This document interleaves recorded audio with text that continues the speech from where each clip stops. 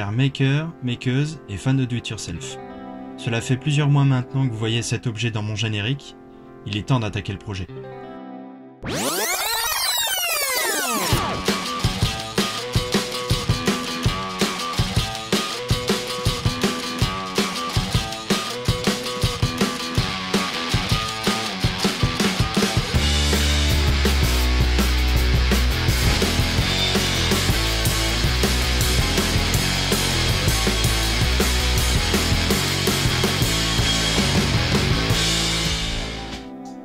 Alors ça, c'est une selfie box, c'est-à-dire que c'est un appareil photo numérique avec écran tactile et il vous permet de prendre des photos en mode selfie avec plusieurs personnes et de vous les envoyer par mail lors d'événements. Ce projet va être fabriqué en plusieurs épisodes et pour commencer, pour aujourd'hui, nous allons donc fabriquer le trépied. Pour réaliser ce trépied, j'ai déjà commencé par faire tout ce qui était débit. Si vous êtes dans tout ce qui est milieu du bois, menuiserie, ébénisterie et autres, vous aurez la facilité de pouvoir réaliser vos pièces facilement. Dans le cas contraire ou dans le cas où vous n'avez pas les équipements, je vous conseille de suivre les liens que je vous ai mis en description vers lesquels vous serez dirigé et vous pourrez obtenir des panneaux de bois. Donc moi j'ai sélectionné du chêne. Ces panneaux sont déjà mis en dimension en épaisseur. Il vous restera donc à couper les dimensions en largeur et en longueur. Ces dimensions-là, vous pouvez les couper soit à l'aide d'une scie circulaire portative, soit à l'aide d'une scie circulaire sur table. Dans mon cas, depuis peu, j'ai une scie circulaire sur table. J'ai donc effectué mon débit à l'aide de cette machine. Par la suite, j'ai effectué les collages pour tout ce qui était épaisseur trop importante, donc soit épaisseur, soit largeur. Dans le cas des pieds hauts, j'avais une dimension de 45 mm par 30. Pour éviter d'avoir des panneaux de trop grande dimension, j'ai préféré, pour seulement 3 pièces, j'ai préféré effectuer un collage. Le trépied fonctionne comme ceci. Vous allez avoir un pied haut et un pied bas à chaque fois en quantité de 3. Le pied haut est donc monté en pivot sur le triangle support. Il est maintenu à l'aide d'une quincaillerie de diamètre 8 mm qui rentre dans le perçage du haut de pied. Et celle-ci va être maintenue à l'aide d'un taraudage en M6 et 2 vis vont donc aller de part et d'autre du triangle support haut et se visser donc dans la quincaillerie qui se situe dans le pied haut. Ensuite vous avez le pied bas qui glisse dans le pied haut dans une rainure et plusieurs quincailleries de serrage qui permettent donc au moment où le pied a coulissé de le serrer pour le maintenir en hauteur. Vous avez aussi un axe qui est sur le triangle support. Cet axe est fabriqué avec un manche à balai et maintenu avec un système de serrage que vous verrez dans la fabrication. Par la suite, une fois que mes bois ont été réalisés, je me suis occupé de préparer les quincailleries, donc tous les profilés en aluminium qui vont aller sur mes parties pieds hauts. Pourquoi j'ai fabriqué ces quincailleries? C'est tout simplement pour maintenir le haut et le bas de mon pied haut, pour éviter que celui-ci ne risque de se fendre en deux, étant donné qu'on réalise beaucoup d'usinage qui le fragilise. Pour ce faire, moi j'ai tout simplement utilisé des vieux profilés en aluminium qui viennent de porte-fenêtres. Pour vous simplifier le travail, je vous ai mis un lien en description d'un profilé aluminium de 40 par 30. Ça vous évite d'avoir toutes ces étapes à réaliser pour nettoyer l'aluminium et enlever tout ce qui ne sert à rien. Par contre, il vous appartient de modifier les plans, que je vous mets donc en description, pour pouvoir adapter et que cela fonctionne avec votre trépied. Par la suite, j'ai repris les parties pieds hauts pour pouvoir réaliser les entailles qui permettront d'accueillir ces quincailleries en aluminium que j'ai usinées précédemment. Donc moi, pour réaliser ces entailles, j'ai simplement utilisé la scie à main, le ciseau à bois. Vous pouvez aussi utiliser une scie à ruban ou une scie sauteuse ou sinon une défonceuse en effectuant un montage d'usinage à calibre qui va vous permettre d'usiner bien régulièrement l'ensemble des entailles que vous avez à faire.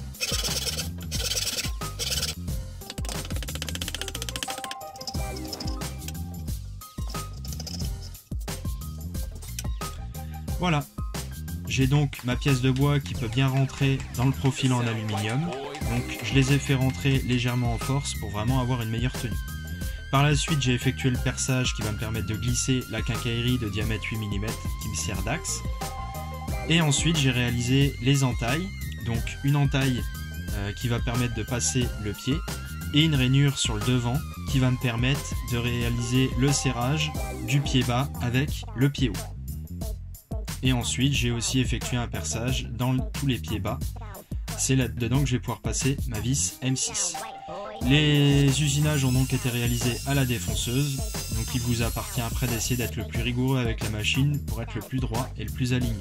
Par la suite, je me suis occupé d'incorporer mes charnières dans mes quincailleries basses de mes pieds hauts.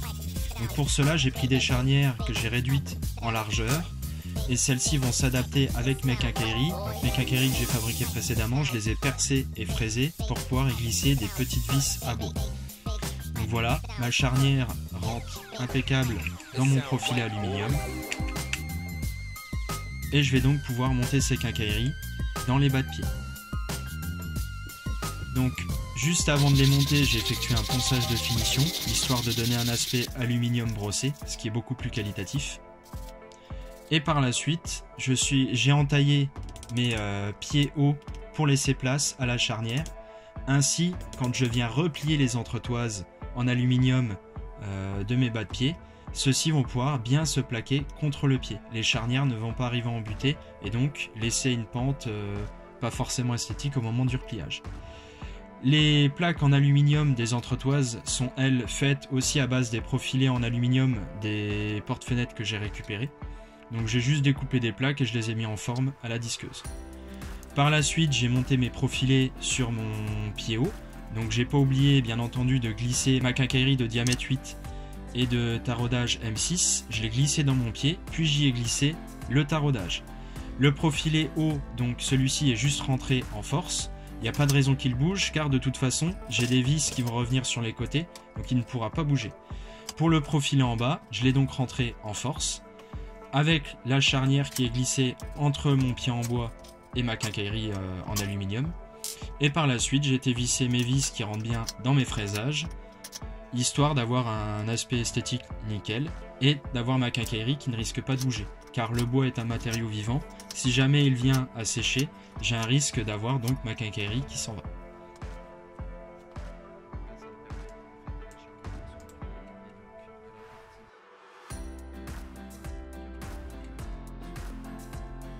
Donc voilà ce que ça donne, ma quincaillerie est bien montée, donc on voit les perçages qui vont permettre de glisser l'axe, donc ça c'est la partie haute de mon pied.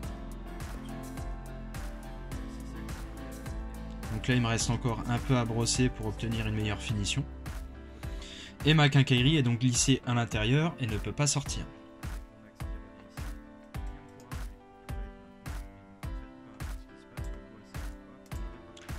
Par la suite, je me suis occupé de la fabrication du triangle support. Pour ce faire, j'ai utilisé des planches de bois de 10 mm d'épaisseur, donc 10 mm et demi. Je vous ai mis pareil les liens en description.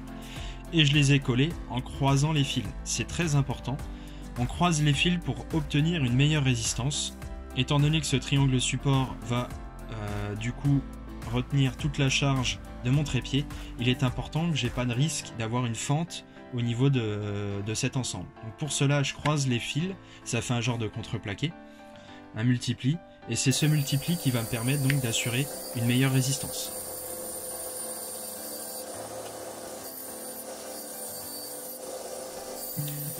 Par la suite, une fois que l'ensemble est bien collé, j'ai tracé dessus pour pouvoir effectuer les découpes, et j'ai effectué les découpes sur les côtés à la scie à ruban, et fait la finition au rabot.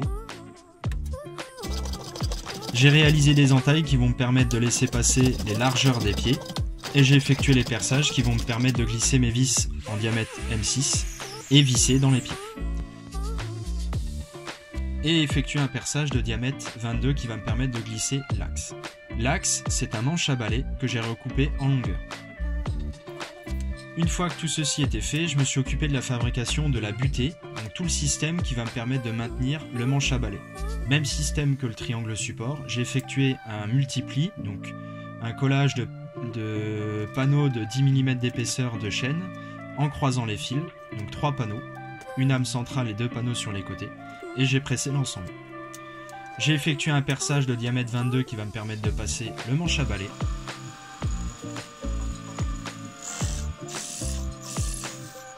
Pour pouvoir le percer, j'ai pris une scie cloche et étant donné que mon perçage de diamètre 6 débouche d'un côté, j'ai plus qu'à le retourner et repercer de l'autre côté. Ça m'évite en fait d'avoir des arrachures en dessous. Là au moins, en état de surface, je suis nickel. Et donc mon manche à balai passe bien au milieu.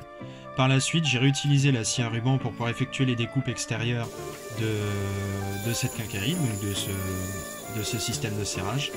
Et j'ai effectué un ponçage à la ponceuse, donc sur les côtés pour vraiment ébavurer, lisser, obtenir une finition tip top sur les extérieurs et enlever les traces de lame de scie.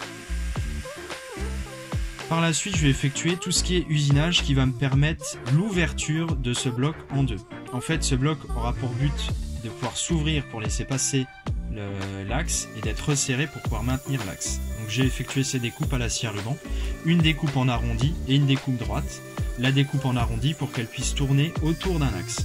Et j'ai donné un coup de ponceuse pour pouvoir donner un aspect nickel à l'ensemble. Donc voilà comment ça fonctionne.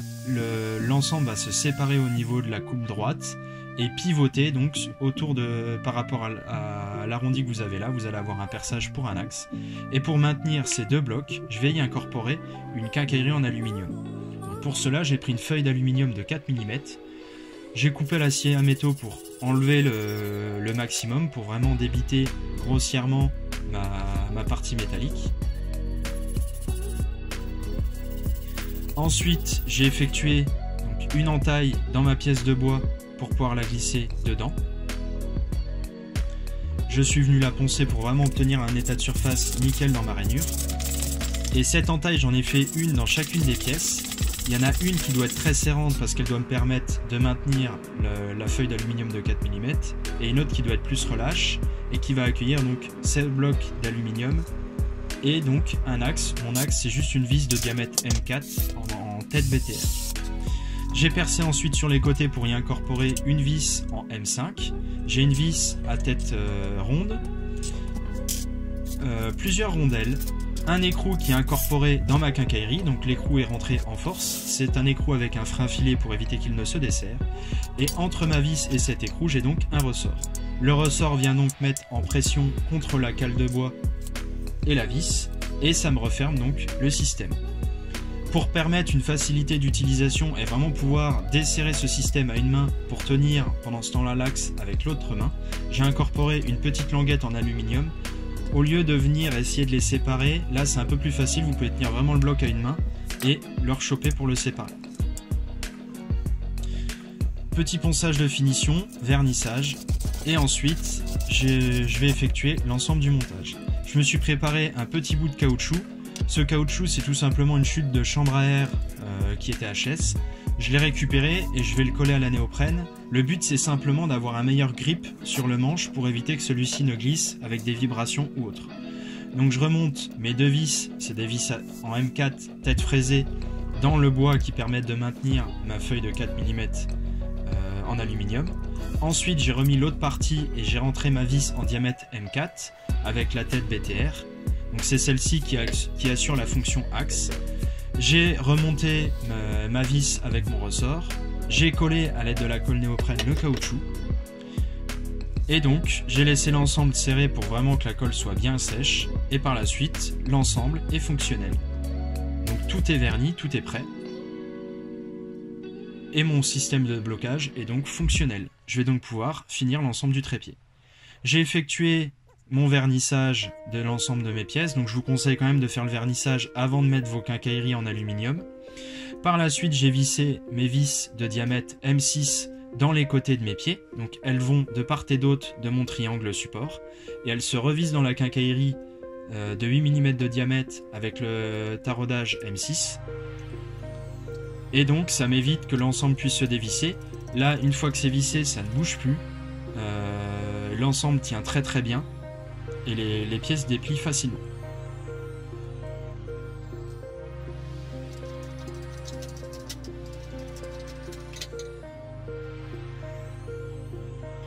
Une fois que j'ai fait ça, je vais donc monter mes plaques d'aluminium qui me servent d'entretoise. Donc ces entretoises servent à garder un écart régulier entre chacun de mes pieds.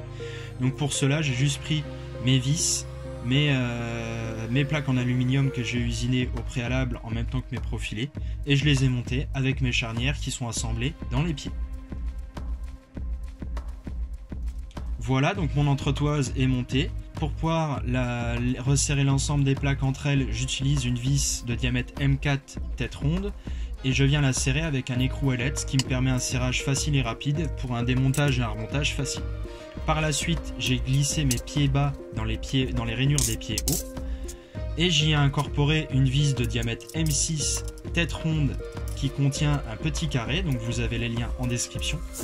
Et j'ai utilisé des petites quincailleries que j'ai fabriquées, donc c'est juste des petites parties métalliques dans lesquelles j'ai un taraudage M6 et une rondelle. Et l'ensemble permet donc de serrer les pieds bas avec les pieds hauts et au moment du réglage de la hauteur du trépied, de serrer et de bloquer donc cette hauteur. Voilà, donc on voit le trépied terminé. J'ai incorporé donc mon axe avec mon système de blocage de la hauteur de cet axe. Donc c'est encore un autre réglage du trépied rapide qui me permet donc de gagner encore sur la hauteur de l'ensemble et donc de pouvoir relever l'appareil photo en fonction des prises de vue que je veux faire. Voilà, ce premier épisode de la Selfie Box est maintenant terminé. J'espère qu'il vous aura plu. Si c'est le cas, n'hésitez pas à mettre un j'aime sur la vidéo et sinon aussi à vous abonner pour voir la suite du projet. Et sinon à me mettre un commentaire si jamais vous avez des suggestions.